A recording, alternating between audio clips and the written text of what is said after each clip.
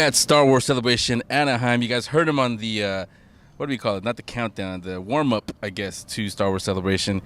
Adam Cutter over there, hey. Justin Berger, you know me. So either one of you take it. Why are you here? We're here. Oh, geez, go ahead. Okay, we are here. We are here promoting the Kenobi Chronicles. It's a TV show we're putting up on the web series, and we're doing a couple seasons of it, crowdfunded. And half of every dollar we're bringing in, we're raising for charity as well. So the backer gets to pick an accredited charity. Half goes to a worthy cause, and the other half goes to another worthy cause. yeah, there you go. And the other half goes to charity. Yeah, making great live content in the Star Wars universe, in the Dark Times part of the timeline.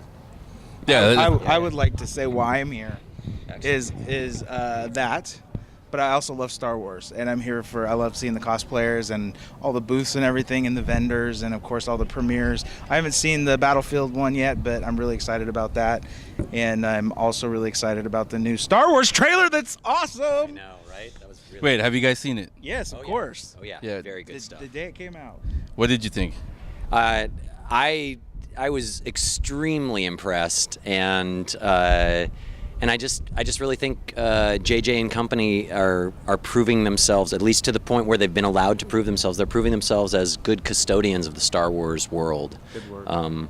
When they show me cool TIE Fighter and Falcon moments that are not too busy that I can't absorb them, and they show me cool things like that Star Destroyer crashed. Yeah. I'm sorry, that was one of them. I mean, that's the kind of stuff I want to put in our show. That's the kind of stuff I want. I want to show old things in new contexts, and I think they're doing that quite well. So Now, Justin, you mentioned this on the show when we did it. So those of you who may have missed it for the video show, I'll say it here. I've mentioned it before when the year started, when the first teaser came out. Yeah. It didn't feel like Star Wars to me. Like you, I watched it over and over on the laptop, on the phone, and everything. I went to the theater. I saw it in the big screen when the lights went out. Everybody started cheering. That's when I said, it's happening. It's real. It's a new Star Wars movie. Yesterday, it's real. You were in the room with JJ and Carrie Fisher and all that. That had something to do with it, but it just felt real. It's happening. I watched it in a coffee shop on my cell phone, and when you hear Han Solo, well, first of all, Luke Skywalker saying what he says. Yeah. I have it, my father has it, and you have it. Then you've got Han Solo's voice, Chewie. We're home, and they're standing in the Millennium Falcon. I still just saying it. The hairs on the back of my neck are like standing up. I'm like, this is fucking Star Wars. So now, a day later, now we can start. Yeah. Who's he talking about? Who has the Force? I have my theory. I have and it probably matches yours. I think it's Han and Leia's daughter, who is the young girl we see. I can't remember. Daisy Ridley's character. I think that's her. Is that what you were talking about, Henry? Were you talking about who Luke's talking to when he says you? Yeah. Okay. He says my father had it, my sister had it, now you have it. Yeah, I definitely think it's the young girl who I'm guessing is Han and Leia's daughter. So yeah, that was your theory. I thought you were just talking about our theories on what Han meant when he said, Chewie, we're home. And my theory is they're setting foot back on the Millennium Falcon after a long time. Yeah. Years, whatnot. They haven't been on the Falcon, and they get back to it, and they get it. And he says, Chewie, we're home. Here's what I thought, because this is what we do. We do a show called the Geek Speak Show. The Kessel Run, I always thought it was something like the Pod Race Canyon. First, I thought it was in space, and I thought it was in the canyon. When you see the Falcon getting chased by the TIE Fighter, is that the Kessel Run? It may be. I don't know. I don't know. Because that's what he's talking about. We're home. Got it. And the Kessel Run is a place that they're back to. Maybe. I disagree. I think what happened is the Falcon was lost back when they were fighting the Empire, mopping up after Return of the Jedi. Somehow the Millennium Falcon got lost or stolen or something, and then I think. But I've seen spoilers online, but you don't know what's real. But it makes sense that it was lost, and then those two find it. Boyega and Ridley find the Falcon because she's a scrapper. She's like getting old machines and robots and stuff. I think she finds the Falcon, and then somehow they get all intertwined, and they're like, "Hey, lady, you got our ship, and we want it back." I'm cheating a little, bringing in some screenwriting experience here, but if it were me and I was a custodian of this story and of the Millennium Falcon and Han, and I wanted to make it exciting, what I'd probably do is have a great scene with the Falcon in the beginning of the movie. They lose it in the first 10 minutes of the movie, and it saves the day, but they lose it. And somewhere near the end of the movie, that's when they get it back. and you get your we're back, we're home, right? But I think that could be the final shot. I think we're home stuff could be very late in the movie, if not the final shot, if not possibly the epilogue after the credits, something like that. You know, because now that's a thing. That wasn't a thing ever for the earlier Star Wars movies. Thanks, Marvel. Yeah, exactly. So that now Marvel's made this thing a thing. Who knows what the Star Wars world will make of that? Yeah. So taking it back to you guys, to the Kenobi Chronicles. Talk about, don't spoil too much, but talk about what exactly they're going to see in the Kenobi Chronicles. Well, first you're going to see a bit of a different treatment on the Star Wars world. Because it is the dark times, things are going to be a little grittier. It's going to be for adult fans. It's not to say that no kids will be able to watch it, but it'll handle darker themes and have a little bit of that feel of the early movie where, the first movie where we really did see Uncle Owen and Aunt Beru meet their end. Yeah. And we saw some tragedy. And so there's going to be a little bit of that darkness there. It's going to be a little bit more hard-hitting. We're going to take some of Ben's powers away. I'm not going to tell you how, but he's going to be diminished in his force. And we're also going to handle, we're going to keep it very allegory for our world because we're experiencing some dark times on this planet. And the charity angle with our crowdfunding dovetails nicely into the fact that we're going to be talking about stories in the Star Wars world about things we're going badly in that world in a lot of ways, and it's going to parallel nicely. So people will see events in the Star Wars world that ring true to the world that we live in, and also they're also fun. We've sometimes said it's going to be a little bit like Django Unchained for Star Wars, right? It's going to handle some dark stuff, but with a little bit of a flair, maybe some cool music, maybe a dirty Cy Snoodles groove here or there, you know. Get some of that Mos Eisley vibe. So another way of putting it is that the show is going to have a very Mos Eisley vibe to it. Yeah. Han took care of Greedo. Ben took care of the thugs in the bar, lickety split. This is the dark times. Things are going to go down. So Richard have scum and villains, so be careful there. Exactly, we must be cautious. So I think you guys, executive producer, you created it, you play Ben Kenobi. Talk about who is it just going to be you, or are you going to have more actors, or talk about who's going to be behind the scenes too? Several more actors. I guess I can take that one. No, I'll take go that ahead. one. Go ahead. No, we're going to have a lot of actors. We're going to have a lot of different characters. We're going to have stormtroopers. We're going to have obviously a Vader. We're going to have bounty hunters. Obviously, Adam here is playing Ben. And he's going to be our main character, but we have other characters who are going to be just as important. Just like in Star Wars, you know, it's a cast full of characters. Here we may, you know, jump around a little bit, go from spaceport to spaceport, if you will, and meet new characters every episode. But there definitely will be a big cast that we're going to span everything from aliens to humans to Jedi to Sith to Mandalorians. Run the gambit, basically. Well, hey, you can use me as a Sith. We're going to use you as target practice. Yeah, I can block. Now, the Kickstarter you guys are going to do, what's that going to fund exactly? Because the way you're talking, obviously you're going to need a lot of special effects work on it, so I'm assuming it's going to go to that. Yeah, well, instead of, I won't call it wasting when Kickstarter projects give the backers a CD or a T-shirt or something. It's a nice reward to have, but we're going to see all of our collective reward, whether it's the filmmaker's reward or the backer's reward. Our collective reward is going to be twofold. Since we're following George's lead on the give half to charity model when he sold Lucasfilm and he gave half to the world, we're following that lead, and half will go to an accredited tax-deductible charity of the backer's choice right on the spot, and the other half goes to our production value because making proper live-action Star Wars material does require budget. You know, it's going to require location shooting and digital artists and whatnot, and we want to give the best entertainment possible. Yeah. As you can see from our series trailer, you know, there are little issues there with special effects and stuff that we could have gotten tighter if we'd had a big timeline and a big budget. And you just made me think of something. Don't do it. Don't special edition it after. I appreciate that, and I think what we may do is a little bit better sound mix. But we won't add any scenes with zippy doodles or anything like that. So and fans are welcome to do that if they want. You know. Oh yes, mashups if you like. Take what we've done and do whatever they want. Absolutely. Yeah, well, you're right though, because it is, the budget is has to go to that, to the special effects. If you do any sci-fi, but especially in the world of Star Wars, you do need to match what they do. Now, I'm not saying you're gonna get bad robot type of budget for the special effects, but you are gonna need some help on that. Absolutely. Well, one of the things we're doing is we're it definitely is going to have a slick look to it, in the sense it's going to look very professional and very modern. But at the same time, we want to shoot with models. We want to use, as little CGI as possible, like no green screen. We want to build real sets within reason. Obviously, we're not going to build a full-size Millennium Falcon. Well, who knows? We might. But at this point, we're not going to do that. But, we want to get it as real as possible. We want to build land speeders. We want to have R2 units and stuff, and latex masks. We don't want CG characters. We want people living and breathing in this stuff.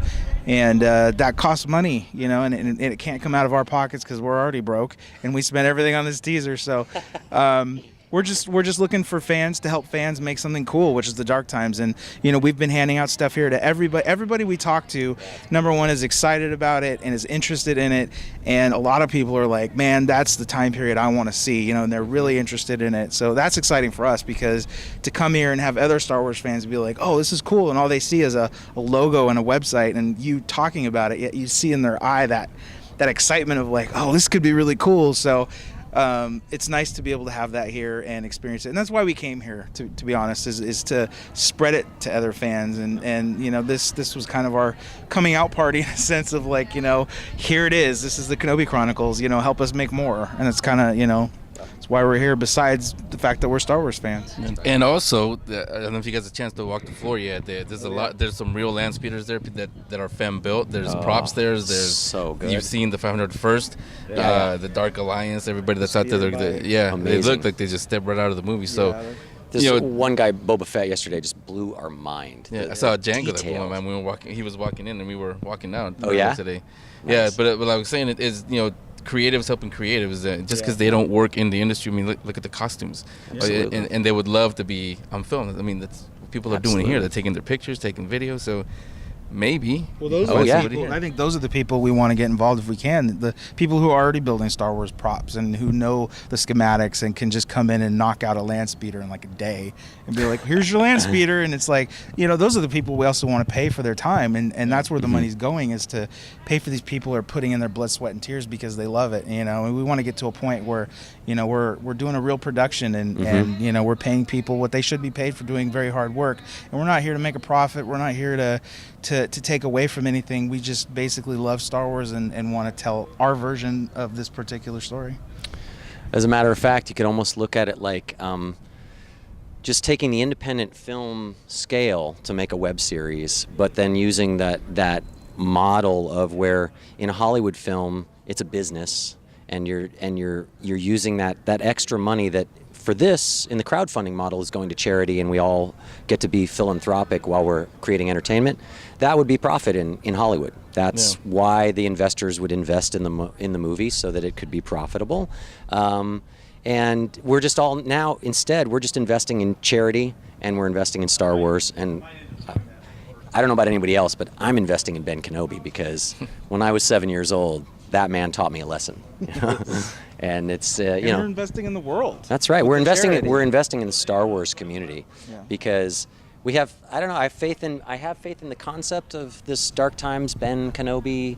I have faith in the time slot of the Dark Times themselves. It's an interesting time slot. I have faith in the character, and we now have faith, now that we've talked to a lot of the people here at Celebration, we now have faith that the concept is resonating with the fans as well. So it just makes it really feel good. Yeah, and as far as the time period goes, I think it's been covered in comic books, but I don't think that period has really been covered anywhere in any kind of media. No, I don't think it has. Movies, nothing. Not like we're gonna do. Yeah. It's gonna get dirty. It's gonna get gritty, because when you're a kid and you hear him talk about before the Dark Times, before the Empire and the Clone Wars, and you're just thinking like, God, what happened during that time? We saw the beginning, the Clone Wars part, but we haven't seen exactly right before we see him. Yeah, the Empire mopping up after all the Jedi they got to kill. And it's like that to me is like our friend Mitch talked about. Our co-producer Mitch was talking about how we're deconstructing Star Wars, which which is what we're doing. It's like we're getting down to the minutia of like, you see the grand scale, and no dodging of anyone, but a lot of fan films are very glossy and they're looking at the big picture. Well, all we're doing is we're getting down into the microscopic version of like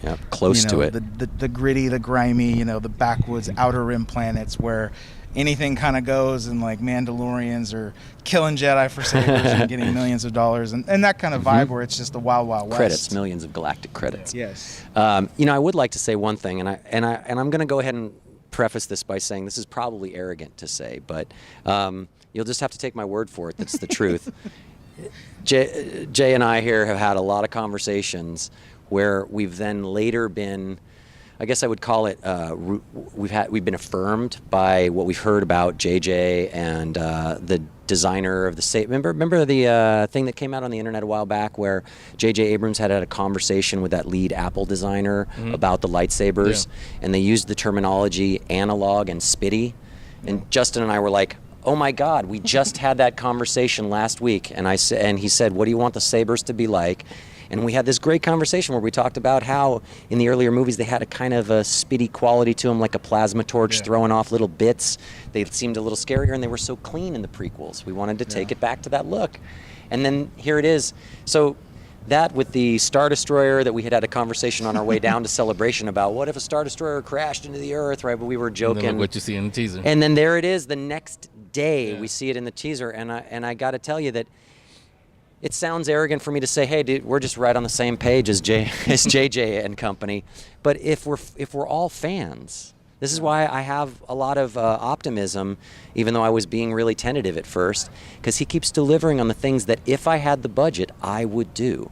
So that's why, again, I can look at the Star Wars community and I can, with total faith in myself and in this concept, I can say, give us the budget and we will deliver these awesome Star Wars moments to you. Yeah. Because when I see Luke's Bespin saber being handed back to Leia in a close-up shot, like the close-up shots we're shooting, like you saw in the teaser of Vader putting the collected lightsabers in. We want to get that close. And Star Wars hasn't always gotten that close, and clearly the new movie is going to get closer to the world. And this is why I want to talk to JJ as we get closer to release, because he'll do the Entertainment Weekly and all the Good Morning Americas, all those, and they give him the same. They won't ask him that kind of questions. But he's like us. He's a few years older than me. We grew up. I was 4. He was about 6, 7 when we saw Star Wars. We played with the toys that we see here in Celebration. Now he's getting to really play with those toys. Oh yeah, full size. And I want to ask him, how does it feel like when you were playing with those? Now you're saying action to Harrison Ford as Han Solo. Oh my gosh, I'll let you know when I do it. When we use Ewan McGregor for the Dark Times.